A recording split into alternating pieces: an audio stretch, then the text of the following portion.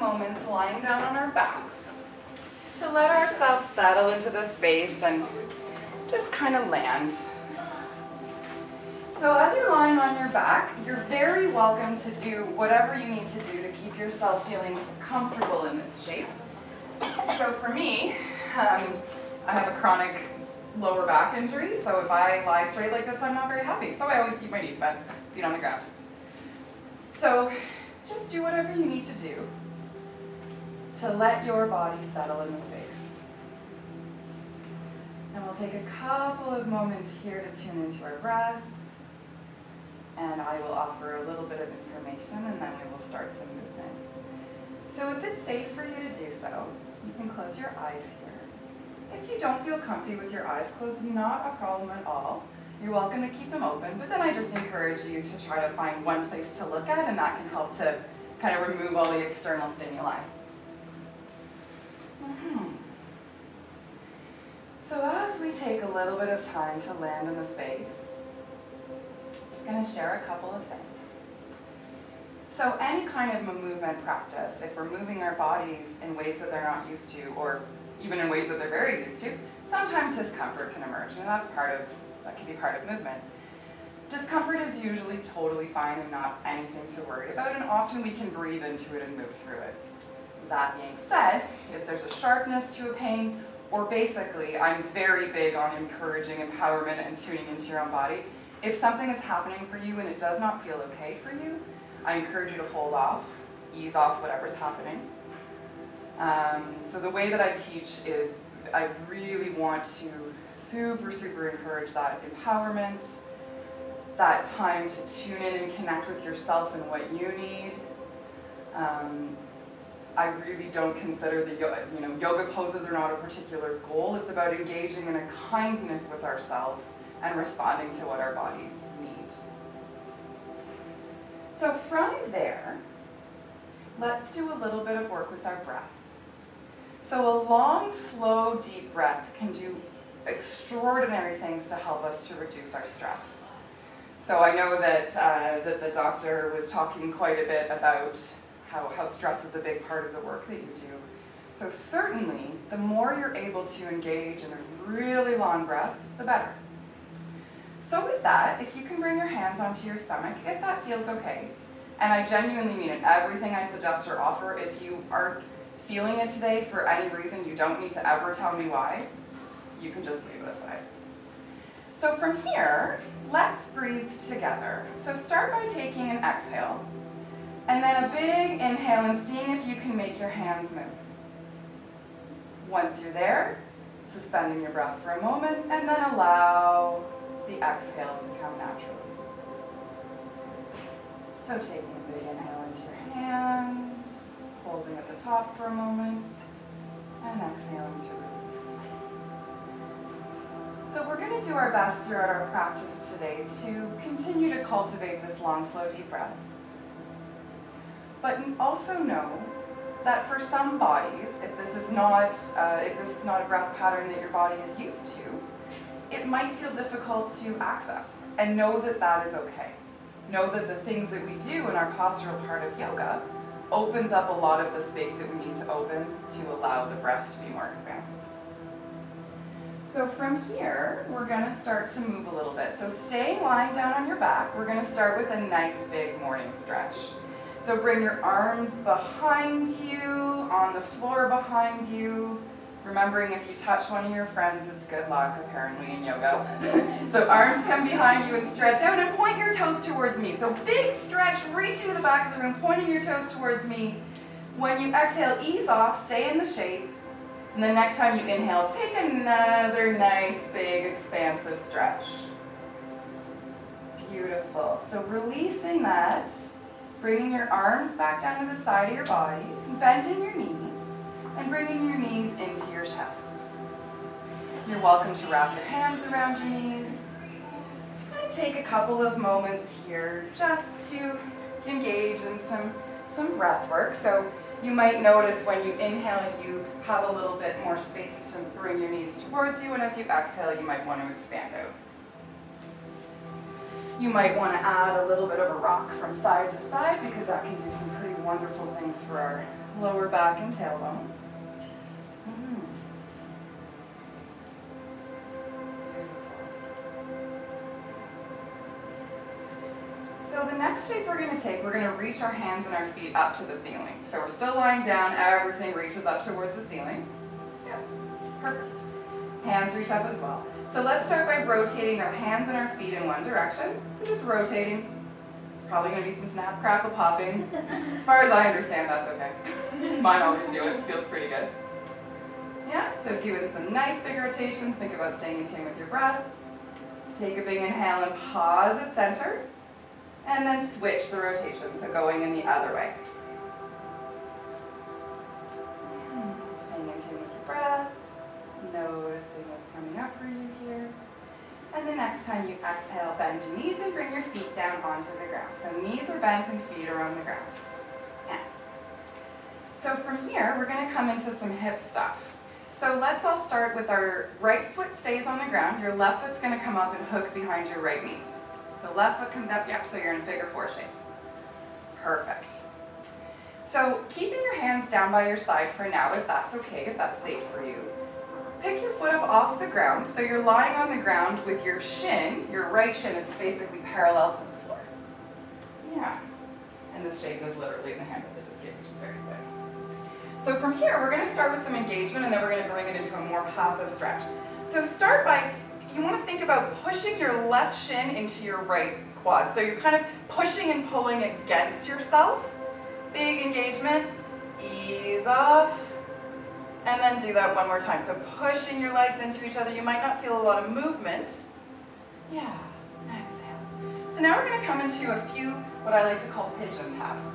So you're keeping the same shape in your legs, your knee is still up, and you are tapping your right foot towards the ground. So same shape, come down, you tap your heel, inhale, everything comes back up. Yeah, so we're going to do that a few times, and then we'll bring it into a bit more of a passive range of movement. So tapping, let's do 2 more taps. 1, 2. Next time you come up, now you can interlace your hands around your right leg. So kind of going in the space that you've created with your legs. Yeah. Clasping onto your thigh if that's accessible, and taking it into more of a passive range. So here, same thing as we were doing with our knees into our chest. As you inhale, you might have a bit more space to draw your legs towards your body. And as you exhale, you might have a little bit more space to release. So inhaling to draw everything in, the space it's creating, and bless you. And exhaling to release. So one more thing from this shape. Just going to explain it before we go there, because it can be a little bit hard to conceptualize. So everything stays in the same position. We're going to be twisting over to the right. So we twist over to the right, and we bring the left foot so that it's straight down on the ground. So your knee continues to point up. So you're welcome to go ahead and do that. That being said, we are in some different directions, so just make sure you have space for each other. Perfect, and then your foot comes down onto the ground. Exactly, exactly. If you scooch up a little bit more, you will probably have some space to twist. Perfect. So once we are here, so you guys at the front, just bring your left foot down to the ground, keeping the same shape. Yeah, and you're coming into a twist, so left foot comes to the ground. That's your left foot. You're good, yeah. Here, I'm going to show you. I will show you. If you're not sure, just look at me. So foot comes up like this, everything twists down. Yeah, it's hard to explain. Yes. Okay, so once you're there, you might want to take one of your hands and add a little bit of pressure to the inside of your knee that's up, not pulling it back, actually easing it forward. Yes, perfect. So you might want to do that. You might do that and decide that that's actually not really working for you, and that's okay. Yeah, so this is a very big opening for our hip and our lower back. So a couple of breaths here as we do this. And then let's exhale to come out of the twist. So exhale, just come back down onto your back. Bring your both feet down onto the ground, and we're going to switch sides. So bringing the other foot up, crossing it over. Yeah, we're going to do the same thing on this side. So start by raising both feet up so that your shin is parallel to the ground. Exactly. And then from here, same thing. So pushing and pulling basically. Your legs aren't really moving, but you're really, really, really engaged. Exhaling to ease off on that, and then coming into our taps. So you're going to bring your heel down to the ground, tap, and then come back up. Yeah. So I try to include a lot of active range of movement in my classes and passive range of movement. So this is an active range of movement in that you are able to do this with your muscles without having to use any other parts of your body to get into the shape. And these are both really important to keep our bodies healthy. So the next time you come up, let's bring that into the passive stretch. So once again, reaching to clasp the back of your thigh. Yeah. And taking a few breaths here, inhaling to draw everything back together, and exhaling, you might find a little bit of space to release. So I'm just going to come and move things so that you can twist without having to worry about coming down. Yeah, so tuning into the breath here. Maybe one more cycle of breath. And then let's come into the pigeon twist on this side. So exhaling, oh, see, now that I showed you guys, it's so much better, I should have started. Yeah, perfect. So your right foot is on the ground, your right knee is up, and you might want to add a little bit of pressure to the inside of the leg, pushing it out. Shouldn't really say pushing, a gentle pressure. We don't want to yank and push, but we want to add a little bit of support sometimes. So let's come out of that shape, so inhaling and coming back up. Both feet come down onto the ground. Perfect. So hang out there for a second. I'm just going to explain where we're going next. So we're going to do 2 rounds of what's called cannonball breath. It's a really great way to release a lot of stress very effectively and very quickly. So if it's okay for you, lying straight out is the best way to do this shape. I lie straight out even though I can't do it for too long. Yeah. So basically, I will tell you where we're going. So from here, we're going to take a really, really, really big inhale, squeezing everything together, and then do that. Cannonball. Why not? Okay, ready? So exhaling out. Big, big inhale. Think about breathing in as much as you can, squeezing everything together, squeezing your feet, squeezing your quads, squeezing your thighs, squeezing your glutes, everything squeezes, squeezes, squeezes. Let it go. Yeah. Let's do that one more time. So big inhale, squeeze everything together, squeeze, squeeze, squeeze, squeeze, squeeze, tense your face like you just ate a lemon, squeeze your toes, squeeze your glutes. Let it go. Beautiful. Just take a moment lying down there. Maybe take a second and so I'll just tell you, we've been doing this for 12 minutes and just use internally, sort of say to yourself, do I feel different? That's all you need to do. Just notice what's going on. And know that if you don't, it's okay. It's just an opportunity to take a bit of a scan. So we're going to come up to a seated shape now. So let's do that with lots of gentleness. So no need to sort of jump up. You can bring your knees into your chest, maybe rolling over onto your side and then easing your way up. Or you can just sit up. Whatever is comfy for you. I'm certainly not going to dictate what you should be doing. Okay, lovely. So we're going to spend quite a bit of time seated because we're going to do a lot of stuff in our wrists and hands.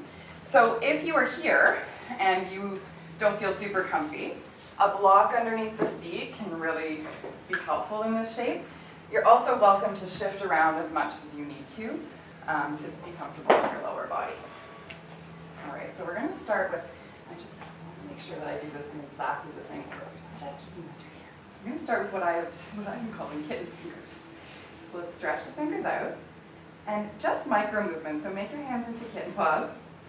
Stretch them out. Kitten paws. Stretch them out. My cats will come being like, that's not what my hands look like. Shh, don't tell her. Stretch it down. Open it up. One more time. Stretch it out. And we're going to start flicking. So flicking your hands like you're flicking water off. Start spreading pretty quickly if you need. Making sure that you're maintaining your breath cycle. Do this for 2 more rounds of breath. Okay, let's exhale. Bring the backs of the hands down to the knees. And here, just stretching out your hands, articulating your fingers as much as you can.